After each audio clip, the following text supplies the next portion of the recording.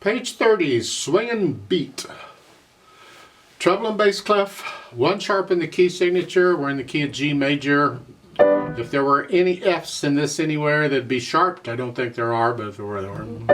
4/4 time, so we're counting to 4. The 4 beats in a measure, we're counting quarter notes. If you look it over, you see a lot of flat signs and sharp signs stuck in there. We got to deal with those. Otherwise, I don't see a lot going on. It means this is like pages 30 and 31. This is a longer piece here. You can also see by looking at it that the melody is going back and forth between the two hands. Well, that'll be fun, I guess. That means the accompaniment is everything else. It's like here at the beginning. These whole notes in the left hand, this G and the B, the first few majors, that's accompaniment. So you don't have to be a whole chord to be accompaniment. It's anything that's not melody is accompaniment. So remember, you have melody and you have accompaniment. I mean, you can have counter melodies and that junk. No, don't worry about that. Just right now, melody and accompaniment. So this left hand is accompaniment. Even though it's one note, doesn't matter. It's still accompaniment. Keep that in mind. Let's cover it one hand at a time. Make sure we got the notes and the rhythms and all that. We're here in G position, right hand. Just quarter notes. And then for the half note, B flat, you can use third finger here. Just bring it down. 2, 3, 4, 1, 2, 3, rest. And then second line, it's a B natural again. Remember, those flat signs are only good for that measure. Once you go into a new measure, no more. So the second line, those are B naturals. Okay, let's go to top page 31. We have the chord, the one chord, the G, 2, 3, rest. 2, 3, rest, and then a G and a C sharp. Use the fourth finger there. Oh, that's nice. You gotta love that one. I need more coffee for that one. That's a whole note, so you get to listen to it for a long time. Plus, it's tied. Both of those notes, the G and the C sharp, are both tied to a half note, so you're gonna hold them down for 6 counts. You're gonna enjoy this for 6 counts. 3, 4, 1, 2, 3, rest. And then go on. And you get off. Third line down. Here is A sharp. 1, 2, 3, 4. 1, 2, 3, 4. And then the last line is similar to what we've had. Left hand, whole notes here. You're in G position. 1, 2, 3, 4. 1, isn't this fun? Okay. And that whole note is tied to a half note. You're going to hold it down for 6 counts. And then a quarter note. Rest. And you do that. Let's go to the top of page 31. Now the left hand gets the melody. Use third finger on the B flat because that's what's on the B. 1, 2, 3, rest. And again, it's a B natural now because it's a new measure. Let's go down to the third line. When the left hand comes in, they want third finger on the A sharp. Now this is different. You see, you're in this. Normally, we would use the same finger for the sharp as for the note. That would be fourth finger. Usually, this is one of those times where it's easier to go ahead and use third finger, second, and then leave your little finger here. You're a little out of position here. Happens a lot in piano. We're starting to get a little more advanced here, so we're starting to do this. So third finger, then second, and then make sure your little finger's here. Because when you do this, your little finger's actually on this note. It's got to stay on the G, so here, there. So that third line again, when the left hand plays, it's here. Here, see the left hand, the thumb's got to be up here. And then once that's here, you put your hand back in the regular G position. You have to accommodate these accidentals somehow. Put the hands together. 1,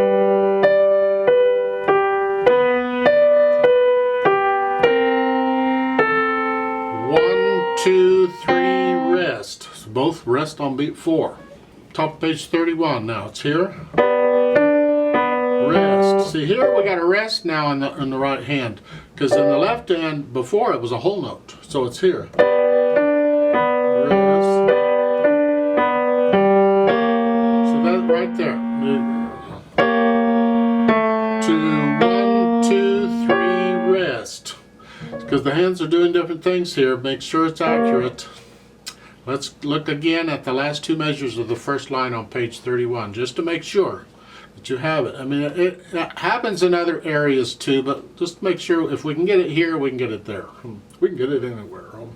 So it's here, these are the notes, and it's 1, 2, 3, 4, 1, because the right hand's tied.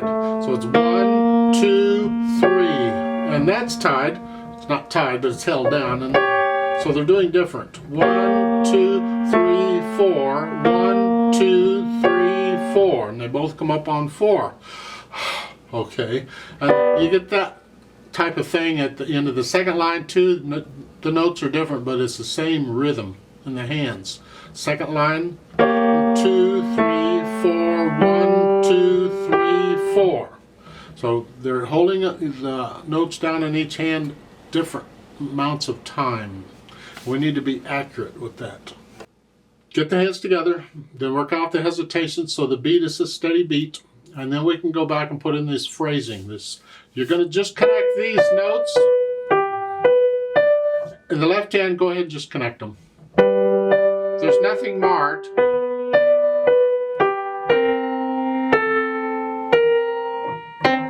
Here, that's the staccato.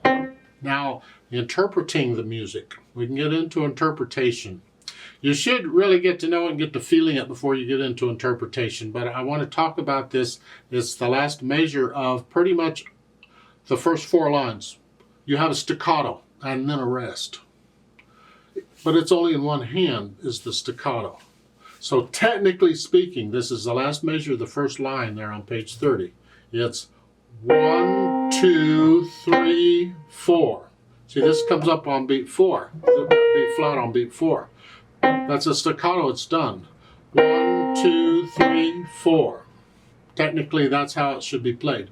And when you're first playing it, that's really how you should do it. All of these lines. Look at this end of the second line. You're here. 1, 2, 3, 4. Now see, that's a staccato, but this comes up on beat 4. You hold it down. Look at page 31. The end of that line. It's here. 1, 2, 3, 4. See there, it's in the right hand that gets it, and this comes up. In the second line on page 31, same thing. 1, 2, 3, 4. They're coming up at different times. Well, later on, when you get to interpreting it, you can bring them up at the same time if you'd like. The music isn't marked that way. There's a way of marking it, so it tells you to do that. It isn't, so back to the beginning here on the first line on page 30 at the end. 1, 2, 3. You can bring them both up together if you want. That's interpreting the music. You're taking a little leeway from what the music is telling you to because of the feeling. But when you're first learning it, no feeling allowed. You play it the way it's written. Then you get beyond it once you know it and you start feeling it, and then you can start taking these liberties, these freedoms. So for this video, I'm going to encourage you to play it accurately. Play it 1, 2, 3, rest. Hold that note down the full count each time, every time it happens. So put in the slurs, like let's go down to the third line on page 31. You're here. Lift up. So both hands, it's like taking a breath. Lift up. So forth. Dynamic wise, it starts out loud, and that's the melody. Whatever you think loud is. You keep everything else softer than that.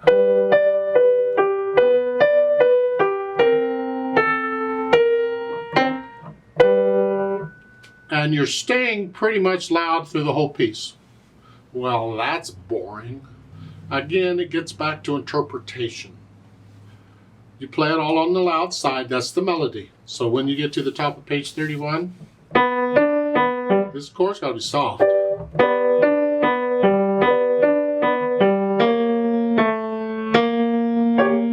So forth. After you get to know it and you get to feeling it, then you can adjust this dynamics and you come up and down. You're on the loud side, you're in the loud area, but you can come up and down as you feel it. You gotta feel it first. And it's a personal thing. It's kind of hard, well, to interpret it this way. I can't tell you how to feel it. You got to do that. So you experiment with it. Just stay on the loud side. Then the fast boogie, whatever that is, well, we'll go with fast. I'm not sure about the boogie part. If you're singing it, how fast you'd sing it, I don't know, but just it's a fast feel.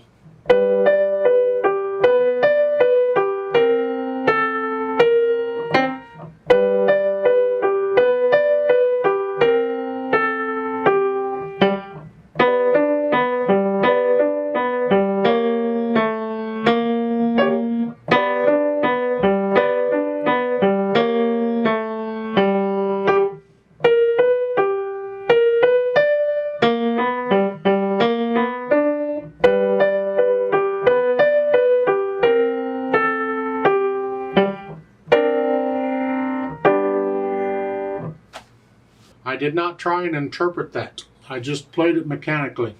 You have to play it enough that you can start, you're not thinking about notes and rhythms, and you don't have to look at the keyboard or any of that. You're kind of just following along with the melody and getting into it.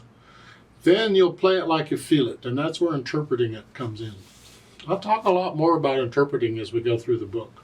I'd like to play it with you very, very slowly to double check the notes and the rhythms. So I'll give us 4 counts. I'm not going to do any dynamics. We're just going to play both hands about the same so you can hear them.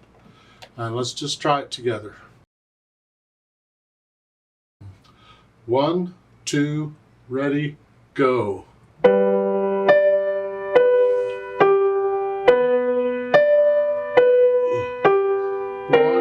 2, 4, 2, 3, rest.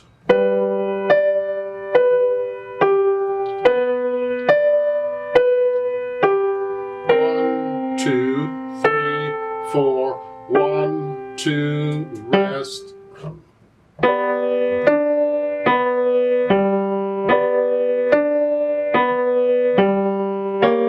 2, 3, 4, 1, 2, 3, rest. 1,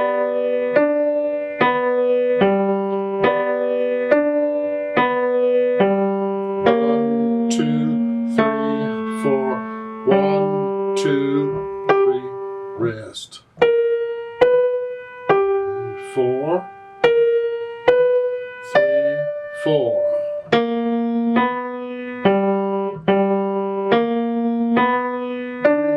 4.